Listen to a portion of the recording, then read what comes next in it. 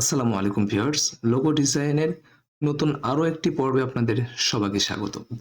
আজকে এই ভিডিওতে আমি আপনাদেরকে দেখাবো কিভাবে এমএ দিয়ে এই ধরনের একটি লেটার লোগো ডিজাইন করবেন। এই ডিজাইনটি আমি তৈরি করেছি adobe illustrator এর মাধ্যমে।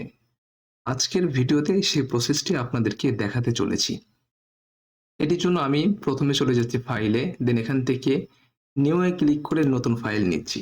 আমি এখানে ফাইলটার নাম দিয়ে দিচ্ছি। নামটা হতে পারে MA logo design, DSIN logo design, এবং এটার ওয়াইড আমি 800 পিক্সেলে 800 × 800 রাখছি। বাকি সবকিছু ডিফল্ট রাখছি। এখানে কালার শুধু RGB দিয়ে রাখলাম। আপনি যদি প্রিন্টের জন্য কাজ করেন তাহলে সেক্ষেত্রে CMYK কে দিতে পারেন। বাকি সবকিছু ঠিকঠাক রেখে আমি ক্রিয়েটে ক্লিক করছি।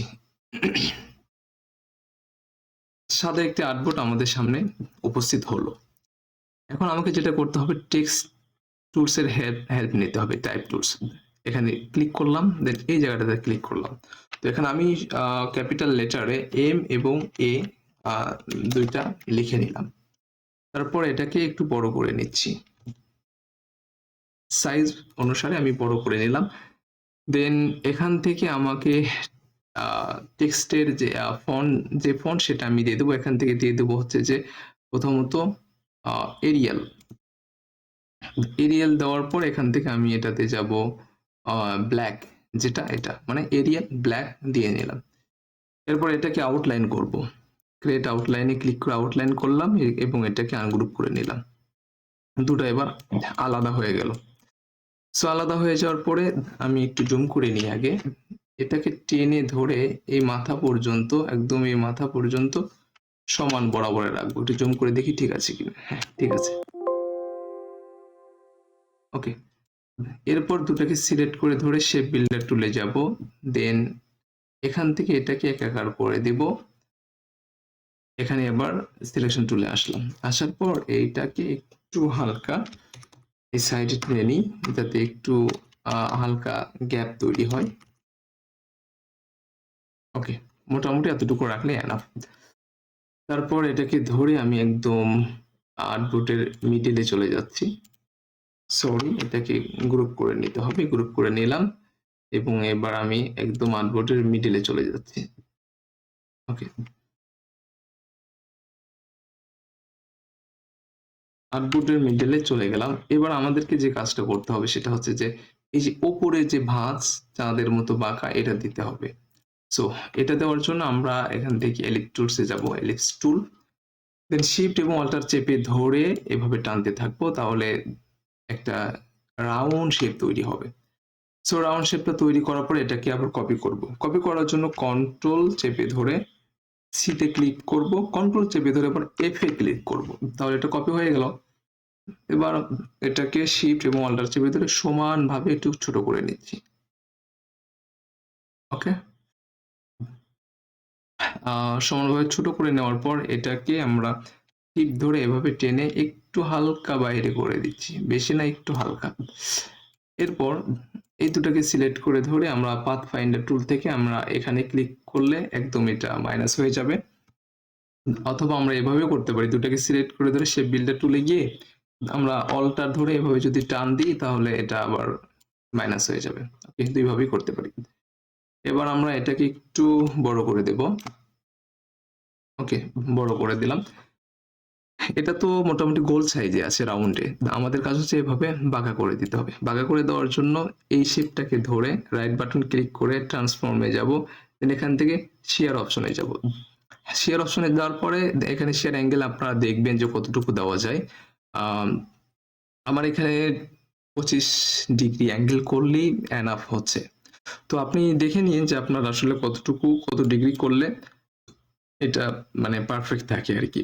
কপি করলাম। সো ওকে করে দেওয়ার পর এখন আমি এটাকে এইভাবে এদিকে টেনে নিয়ে যাচ্ছি। মোটামুটি ঠিক আছে।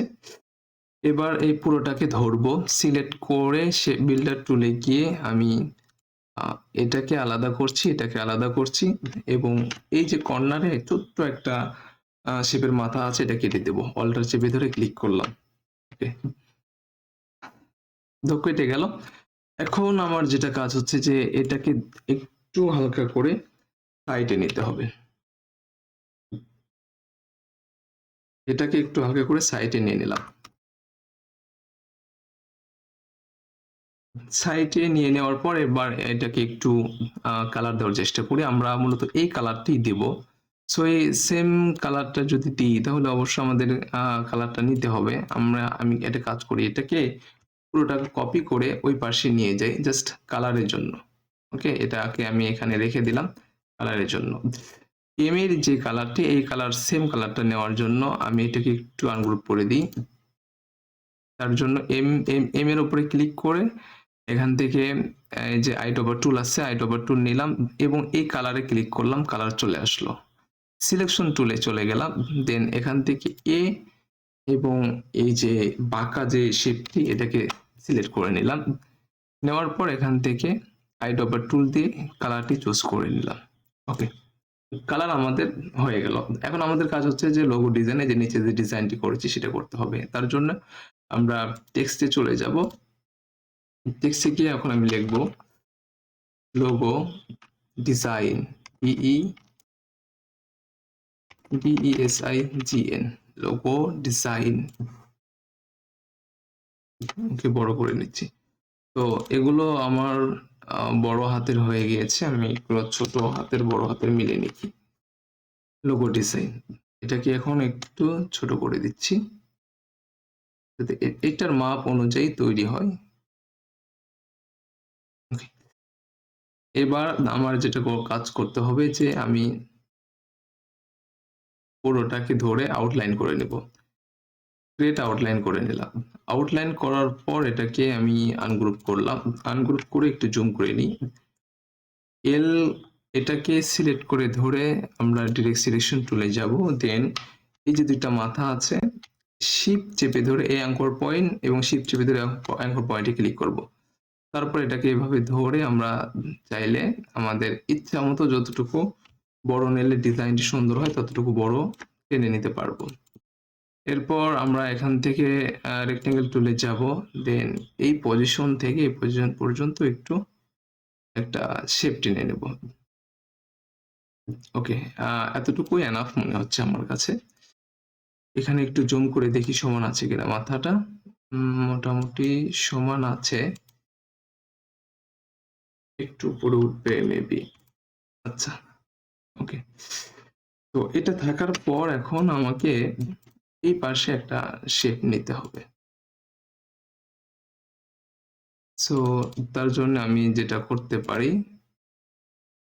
সেটা হলো যে যেহেতু এই মাপই আমাকে নিতে হবে, তার জন্য আমরা এল বরাবর একটা শেপ নিতে পারি। সরাসরি এল বরাবর, এল এর মাপ অনুযায়ী আমরা একটা শেপ নিলাম। তো এটাকে এখন টেনে ধরে নিয়ে এইটাতে বসিয়ে দিব। এটাতে বসিয়ে দিলাম। তো বসিয়ে দেওয়ার পরে এল এইটা এবং এইটাকে আমরা একটি মাত্র শেপে কনভার্ট করব। তার জন্য শেপ বিল্ডার টুলে যাব, এভাবে একটা শেপে কনভার্ট করে নিলাম। ওকে, করার পর এখন আমাদের কাজ হচ্ছে যে এগুলোকে কালার কম্বিনেশন দিয়ে পারফেক্ট করে নেওয়া। পারফেক্ট করার জন্য আমি কি কালার, রেড এবং এটা এই যে গ্রিন কালার এটি তো চুজ করেছি। তো এখন এতটুকু ধরবো আমরা, এটা একটু বড় করে নিই, এইটা, এইটা এবং এইটা, এগুলোকে ধরে আমরা যদি আই ড্রপার টুলে যাই, তারপর আমরা রেডে ক্লিক করলাম। তো এটা রেড হয়ে গেল। এবার আমরা এগুলোকে ধরবো, সিলেক্ট করে নেব। এটাকে শিফট চেপে ধরে এই সবগুলোকে একটা একটা করে সিলেক্ট করে নিচ্ছি। নেওয়ার পর আই ড্রপার টুলে গিয়ে এখান থেকে গ্রিনটার উপরে ক্লিক করলাম। তো আমাদের ডিজাইন কিন্তু মোটামুটি তৈরি হয়ে গেল। এটাকে আমি একটু সাইডে রাখছি। এবার এটাকে আরেকটু ছোট করলে মেবি ভালো হবে। ছোট করে একটু উপর দিকে তুলে দিই এবং এটাকে একটু ছোট করে দিই। সরি, শুধু একটা না, দুটাকে একটু ছোট করে দিই। ওকে। সো এটি করার পর এখন সবগুলোকে ধরে আমি একটা গ্রুপ তৈরি করব। করার পর এই আর্টবোর্ড অনুযায়ী একদম মিডল পয়েন্টে নিয়ে গেলাম। এখান থেকে লাইন থেকে। এরপরে এখানে ইফেক্টে চলে যাব। ইফেক্টে চলে যাব কেন? এই যে নিচে দেখেন একটা শ্যাডো তৈরি হয়েছে, শ্যাডোটা দেওয়ার জন্য।